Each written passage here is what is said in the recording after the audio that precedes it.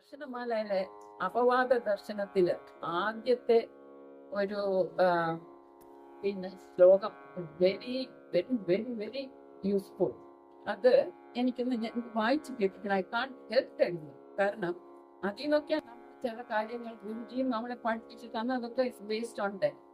ഇതിനകത്ത് പറയുന്നത് ചൈതന്യാ ആഗതം സ്ഥൂല സൂക്ഷ്മാത്മകം ഇതം ജഗത് എന്ന് പറഞ്ഞാൽ ചൈതന്യത്തിൽ നിന്ന്, അതായത് ആ കോൺഷ്യസ്നെസ്സിൽ നിന്നാണ് ഈ ജഗത്ത് സൂക്ഷ്മം ആൻഡ് സ്ഥൂല ശരീരം ഉണ്ടായത്. അതായത് ഈ ലോകം കാണുന്ന ഇന്ദ്രഗോചരം കാണുന്നത് അതല്ലാതെ ആ ഓരോ ഇതിനകത്തുള്ള മനസ്സിലുള്ള കാര്യങ്ങളും ആ സങ്കല്പങ്ങളും വാസനകളും ഈ ദൃശ്യവും അതെല്ലാം ജഗത്, അതാണ് ജഗത്.